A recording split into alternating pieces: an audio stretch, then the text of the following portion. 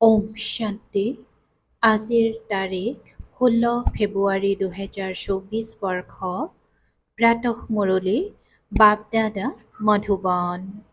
আজিৰ পিতাৰ অমৃতবাণী হৈছে, মৰমৰ সন্তানসকল, তোমালোক শতপ্ৰধান হ'ব লাগে, গতিকে পিতাক মৰমেৰে স্মৰণ কৰা। পাৰসনাথ শিৱ বাবা তোমালোকক পাৰসপুৰীৰ মালিক কৰি তুলিবলৈ আহিছে।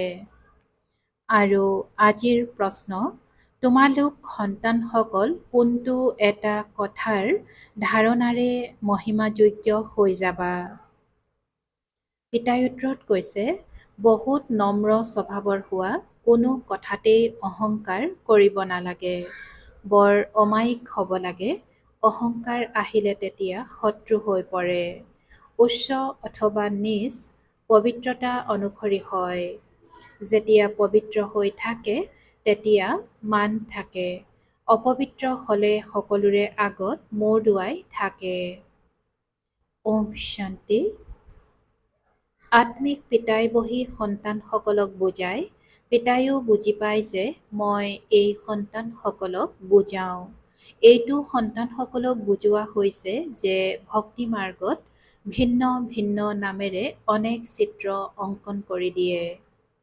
যেনেকৈ নেপালত পাৰসনাথক মান্যতা দিয়ে, তেওঁৰ বহুত ডাঙৰ মন্দিৰ আছে, কিন্তু একোৱেই নাই। 4খন দুৱাৰ, 4টা মূৰ্তি আছে। চতুৰ্থত কৃষ্ণক শ্ৰীকৃষ্ণক ৰাখিছে।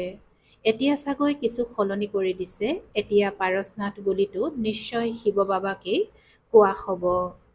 মনুষ্যক পাৰস বুদ্ধিৰো তেওঁৱে কৰি তোলে। পিতাই কৈছে যে মনুষ্যক পাৰস বুদ্ধিৰ তেওঁৱে কৰি তোলে। গতিকে পোনপ্ৰথমে তেওঁলোকক এইটো বুজাব লাগে যে উচ্চতকৈও উচ্চ হৈছে ভগৱান, তাৰ পাছত গোটেই সৃষ্টি। সূক্ষ্ম লোকত, অৰ্থাৎ পিতাই কৈছে যে সূক্ষ্ম লোক বুলিতো সৃষ্টি নাই। পাছত হৈছে লক্ষ্মী, নাৰায়ণ বা বিষ্ণু। বাস্তৱত বিষ্ণুৰ মন্দিৰো ভুল। বিষ্ণু চতুৰ্ভুজ, 4টা বাহুধাৰী কোনো মনুষ্য নাথাকে। পিতাই বুজায়, এয়া লক্ষ্মী নাৰায়ণ, যাক একেলগে বিষ্ণুৰ ৰূপত দেখুৱাইছে। লক্ষ্মী নাৰায়ণ দুয়ো বেলেগ বেলেগ। সূক্ষ্ম লোকত বিষ্ণুক 4টা বাহু দি দিলে, অৰ্থাৎ দুয়োকে একত্ৰিত কৰি চতুৰ্ভুজ কৰি দিলে। বাকী এনেকুৱা কোনো নাথাকে। মন্দিৰত যি চতুৰ্ভুজ দেখুৱায় সেয়া হৈছে সূক্ষ্ম লোকৰ। চতুৰ্ভুজক শংখ, চক্ৰ, গদা, পদ্ম আদি দিয়ে। এনেকুৱা একো নাই। চক্ৰও তোমালোক সন্তানসকলৰ। নেপালত ক্ষীৰসাগৰত বিষ্ণুৰ ডাঙৰ চিত্ৰ দেখুৱায়। পূজাৰ দিনা অলপ গাখীৰ ঢালি দিয়ে। পিতাই এটি এটি কথা ভালদৰে বুজায়। এনেকৈ কোনেও বিষ্ণুৰ অৰ্থ বুজাব নোৱাৰে। নাজানে, এয়াতো ভগৱানে নিজেই বুজায়। ভগৱান বুলি কোৱা হয় শিৱ বাবাক, হওঁতে এজনেই, কিন্তু ভক্তিমাৰ্গৰ লোকসকলে নাম অনেক ৰাখি দিছে। তোমালোকে এতিয়া অনেক নাম নোলোৱা। ভক্তিমাৰ্গত বহুত ঠেকা খুন্দা খাই তোমালোকেও খাইছিলা। এতিয়া যদি তোমালোকে মন্দিৰ আদি চাবলৈ যোৱা, তেতিয়া তাৰ ওপৰত বুজাবা যে উচ্চতকৈও উচ্চ হৈছে ভগৱান, পৰম আত্মা, নিৰাকাৰ, পৰম পিতা পৰমাত্মা। আত্মাই শৰীৰৰ দ্বাৰা কয়, অ' পৰম পিতা। তেওঁৰ আকৌ মহিমাও আছে, জ্ঞানৰ সাগৰ, সুখৰ সাগৰ। ভক্তি মাৰ্গত এজনৰেই বহুত চিত্ৰ আছে, জ্ঞান মাৰ্গততো জ্ঞান সাগৰ এজনেই। তেওঁৱে পতিত পাৱন সকলোৰে সদ্গতি দাতা। তোমালোকৰ বুদ্ধিত গোটেই চক্ৰ আছে। উচ্চতকৈও উচ্চ হৈছে পৰমাত্মা, তেওঁৰ বাবেই গায়ন আছে। সুঁৱৰি সুঁৱৰি সুখ পোৱা, অৰ্থাৎ এজন পিতাকেই স্মৰণ কৰা অথবা সুঁৱৰি থাকা। তেতিয়া এই শৰীৰৰ সকলো দুখ কষ্ট দূৰ হ'ব। আকৌ জীৱন মুক্তি পদ প্ৰাপ্ত কৰা। এয়া জীৱন মুক্তি নহয় জানো? পিতাৰ পৰা এই সুখৰ উত্তৰাধিকাৰ প্ৰাপ্ত হয়, অকলে এওঁতো নাপায়। নিশ্চয় ৰাজধানী হ'ব নহয়, অৰ্থাৎ পিতাই ৰাজধানী স্থাপনা কৰি আছে। সত্যযুগত ৰজা, ৰাণী, প্ৰজা সকলো থাকে। তেওঁলোকে জ্ঞান প্ৰাপ্ত কৰি আছা। পিতাই কৈছে যে সত্য যুগত ৰজা ৰাণী প্ৰজা সকলো থাকে। তোমালোকে জ্ঞান প্ৰাপ্ত কৰি আছা, গতিকে গৈ উচ্চ কুলত জন্ম ল'বা। বহুত সুখ পোৱা যায়। যেতিয়া সেয়া স্থাপনা হৈ যায় তেতিয়া চি আত্মাসকল শাস্তি খাই উভতি যায়। নিজৰ নিজৰ শাখাত গৈ থাকিব। ইমানবোৰ আত্মা আহিব, তেতিয়া আকৌ বৃদ্ধি হৈ গৈ থাকিব। এইটো বুদ্ধিত থাকিব লাগে যে ওপৰৰ পৰা কেনেকৈ আহে, এনেকুৱাটো নহয়। দুটি পাতৰ সলনি 10টা পাত অৰ্থাৎ আত্মা একেলগে আহিব লাগে, নহয় নিয়ম অনুসৰি পাত ওলায়। এয়া বহুত ডাঙৰ বৃক্ষ দেখুৱাই এদিনত লাখ লাখ বৃদ্ধি হৈ যায়। প্ৰথমতে বুজাব লাগে উচ্চতকৈও উচ্চ হৈছে ভগৱান, পতিত পাৱন, দুখহৰ্তা সুখকৰ্তাও তেওঁৱেই। যিসকল ভাৱৰীয়া দুখী হয় তেওঁলোক সকলোকে আহি সুখ দিয়ে। দুখ দিওঁতা হৈছে ৰাৱণ। মনুষ্যই এইটো গমেই নাপায় যে পিতাৰ আগমন হৈছে, যাৰ বাবে আহি বুজিব। বহুতেতো বুজি বুজি আকৌ আঁতৰি গুচি যায়।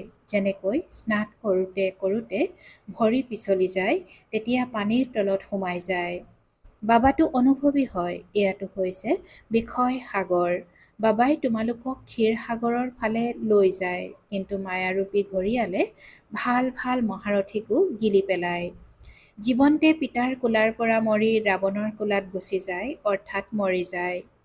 তোমালোক সন্তানসকলৰ বুদ্ধিত আছে উচ্চতকৈও উচ্চ পিতাই পিতাই কৈছে যে তোমালোক সন্তানসকলৰ বুদ্ধিত আছে উচ্চতকৈও উচ্চ পিতাই আকৌ ৰচনা ৰচে। বুৰঞ্জী ভূগোল সূক্ষ্মলোকৰটো নহয়। যদিও তোমালোক সূক্ষ্মলোকলৈ যোৱা, সাক্ষাৎকাৰ কৰা, তাত চতুৰ্ভুজ দেখা। চিত্ৰবোৰত আছে নহয়, গতিকে সেয়া বুদ্ধিত ধাৰণ হৈ আছে। গতিকে নিশ্চয় সাক্ষাৎকাৰ হ'ব, কিন্তু এনেকুৱা কোনো বস্তু নাই। এয়া হৈছে ভক্তিমাৰ্গৰ চিত্ৰ। এতিয়ালৈকে ভক্তিমাৰ্গ চলি আছে। ভক্তিমাৰ্গ যেতিয়া পূৰা হ'ব, তেতিয়া আকৌ এই চিত্ৰবোৰ নাথাকিব। স্বৰ্গত এই সকলোবোৰ কথা পাহৰি যাবা। এতিয়া বুদ্ধিত আছে যে এই লক্ষ্মী নাৰায়ণৰ দুটা ৰূপ হৈছে চতুৰ্ভুজ। এতিয়া বুদ্ধিত আছে যে এই লক্ষ্মী নাৰায়ণৰ দুটা ৰূপ হৈছে চতুৰ্ভুজৰ। লক্ষ্মী নাৰায়ণৰ পূজা অৰ্থাৎ চতুৰ্ভুজৰ পূজা, লক্ষ্মী নাৰায়ণৰ মন্দিৰ বা চতুৰ্ভুজৰ মন্দিৰ কথা একেটাই। এই দুয়োগৰাকীৰ জ্ঞান অন্য কাৰোৱেই নাই। তোমালোকে জানা এই লক্ষ্মী নাৰায়ণৰ ৰাজ্য আছে। বিষ্ণু ৰাজ্য বুলিতো কোৱা নহ'ব। এওঁলোকে প্ৰতিপালনো কৰে। গোটেই বিশ্বৰ মালিক, গতিকে বিশ্বৰ প্ৰতিপালন কৰে। শিৱ ভগৱানুবাজ। মই তোমালোকক ৰাজযোগ শিকাওঁ। নিজৰ আত্মা বুলি বুজি পিতাক স্মৰণ কৰা, তেতিয়া এই যোগ অগ্নিৰে বিকৰ্ম বিনাশ হ'ব। বিস্তাৰত বুজাবলগীয়া হয় কোৱা। এয়া হৈছে গীতা। কেৱল গীতাত শ্ৰীকৃষ্ণৰ নাম দি দিছে। এয়াতো ভুল। সকলোৰে গ্লানি কৰি দিলে, সেইকাৰণে ভাৰত তমোপ্ৰধান হৈ গৈছে। এতিয়া হৈছে কলিযুগী সৃষ্টিৰ অন্তৰ সময়। ইয়াক কোৱা হয় তমোপ্ৰধান লৌহ যুগ।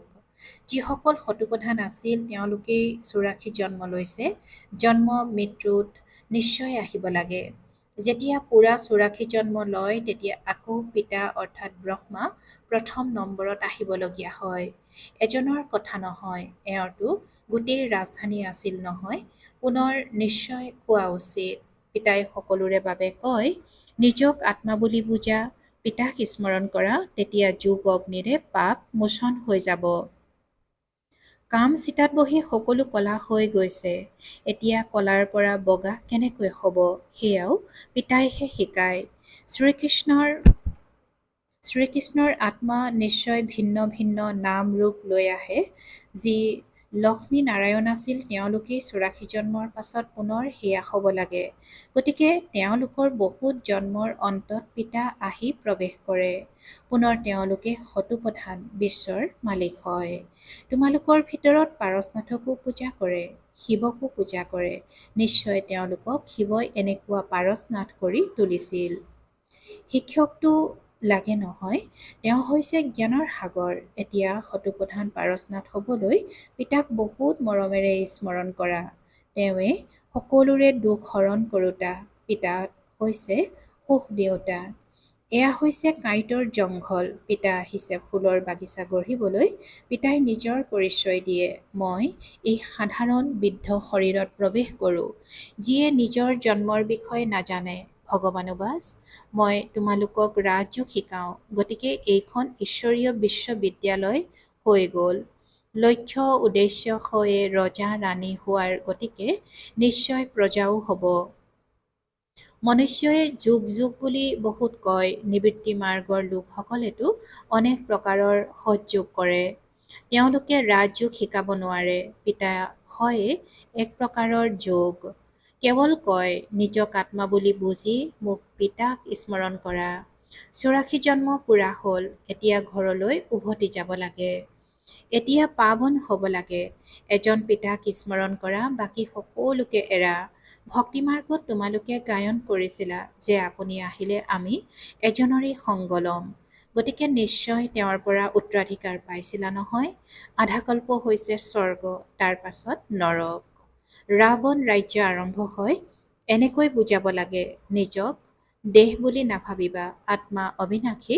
আত্মাতেই গোটেই ভূমিকা নিহিত হৈ আছে, যিটো তোমালোকে পালন কৰা। এতিয়া শিৱ বাবাক স্মৰণ কৰা, তেতিয়া বৈতৰণী পাৰ হৈ যাবা।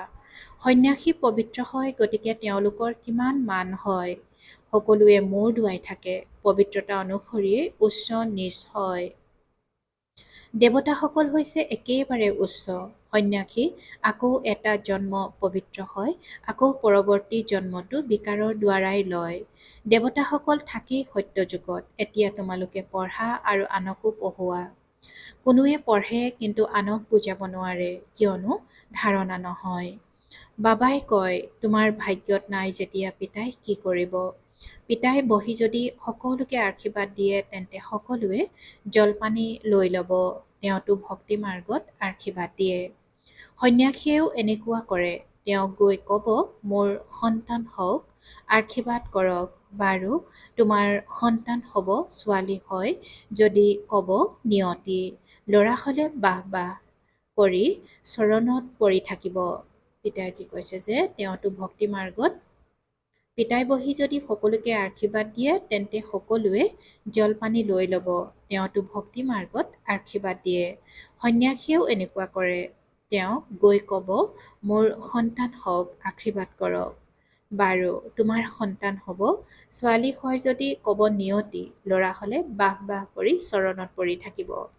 বাৰু, আকৌ যদি মৰে, তেতিয়া কন্দা কটা কৰিবলৈ, গুৰুক গালি দিবলৈ ধৰিব। গুৰুৱে ক'ব, এয়া নিয়তি আছিল। ক'ব, প্ৰথমে কিয় কোৱা নাছিলা? কোনোবা মৃত্যুৰ পাছত জি উঠিলে, তেতিয়া সেয়াও নিয়তি বুলিয়েই ক'ব। সেয়াও ড্ৰামাত নিৰ্ধাৰিত হৈ আছে। আত্মা ক'ৰবাত লুকাই যায়। ডাক্তৰসকলেও ভাবে এওঁ মৰিল, পুনৰ জি উঠে। চিতাত তুলি দিয়াজনো উঠিবহে। কোনোবা এজনে কাৰোবাক মানিলে, তেতিয়া তেওঁৰ পিছত বহুত পৰি যায়। তোমালোক সন্তানসকলতো বহুত নম্ৰ স্বভাৱৰ হৈ চলিব লাগে। অহংকাৰ যাতে অলপো নাথাকে। আজিকালি কাৰোবাক অলপো অহংকাৰ দেখুৱালেই শত্ৰুতা বাঢ়ি যায়। বৰ অমায়িক হৈ চলিব লাগে। নেপালততো প্ৰভাৱ বিস্তাৰ হ'ব। এতিয়া তোমালোক সন্তানসকলৰ মহিমা সময় নহয়। পিতাই কৈছে যে এতিয়া তোমালোক সন্তানসকলৰ মহিমাৰ সময় নহয়, নহ'লে তেওঁলোকৰ সাধু সন্ন্যাসীসকলৰ সংগঠনৰ বিপৰ্যয় হৈ যাব। ডাঙৰ ডাঙৰ লোকসকল জাগ্ৰত হৈ গ'লে আৰু সভাত বহি শুনালে, তেতিয়া তেওঁলোকৰ পিছত বহুত লোক আহি যাব। কোনোবা MP অৰ্থাৎ সাংসদে বহি যদি তোমালোকৰ মহিমা কৰে যে ভাৰতৰ ৰাজযোগ এই ব্ৰহ্মাকুমাৰ কুমাৰীসকলৰ বাহিৰে আন কোনেও শিকাব নোৱাৰে, এনেকুৱা এতিয়ালৈকে কোনো ওলোৱা নাই। পিতাই কৈছে যে তেওঁলোকৰ অৰ্থাৎ সাধু সন্ন্যাসীসকলৰ সংগঠনৰ বিপৰ্যয় হৈ যাব। ডাঙৰ ডাঙৰ লোকসকল জাগ্ৰত হৈ গ'লে আৰু সভাত বহি শুনালে, তেতিয়া তেওঁলোকৰ পিছত বহুত লোক আহি যাব। কোনোবা MP অৰ্থাৎ সাংসদে বহি যদি তোমালোকৰ মহিমা কৰে যে ভাৰতৰ ৰাজযোগ এই ব্ৰহ্মাকুমাৰ কুমাৰীসকলৰ বাহিৰে আন কোনেও শিকাব নোৱাৰে, এনেকুৱা এতিয়ালৈকে কোনো ওলোৱা নাই। সন্তানসকল বহুত বিচাৰ বুদ্ধি সম্পন্ন চমৎকাৰী হ'ব লাগে। অন্যসকলে ভাষণ কেনেকৈ দিয়ে সেয়া শিকিব লাগে। সেৱা কৰাৰ যুক্তি অৰ্থাৎ উপায় পিতাই শিকায়। পিতাই যি মুৰলী শুনালে কল্পই কল্পই ঠিক তেনেকৈয়ে শুনাইছিল। ড্ৰামাত নিৰ্ধাৰিত হৈ আছে, প্ৰশ্ন উঠিব নোৱাৰে। এনেকৈ কিয়? ড্ৰামা অনুসৰি যি বুজাবলগীয়া আছিল সেয়া বুজালো, বুজাই থাকোঁ। বাকী লোকসকলেতো অনেক প্ৰশ্ন কৰিব। কোৱা, প্ৰথমে মনমনাভৱ হৈ যাওক। নিজক আত্মা বুলি বুজি পিতাক স্মৰণ কৰক। পিতাক জানিলে আপোনালোকে সকলো জানি যাব। ভাল বাৰু।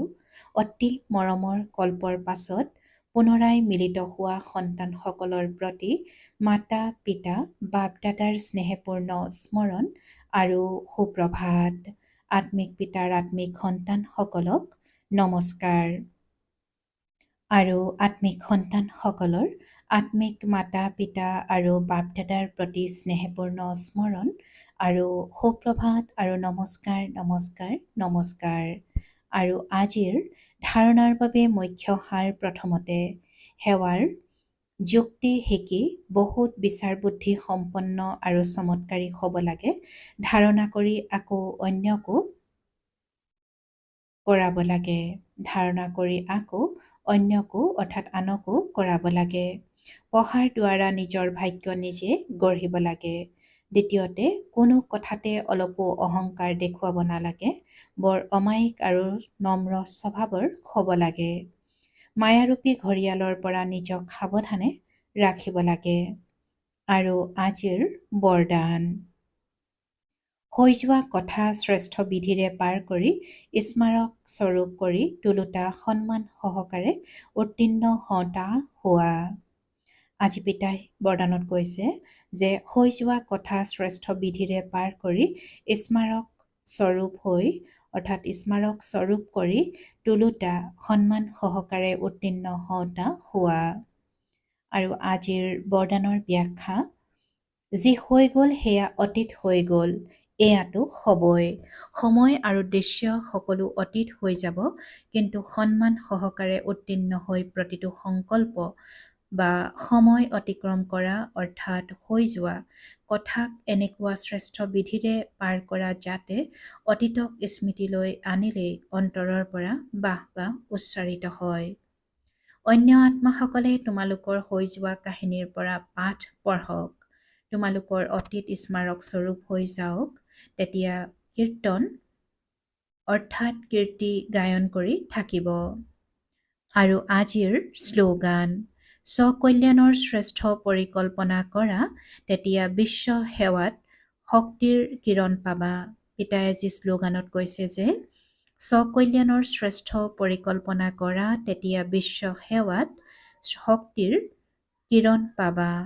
ওম শান্তি।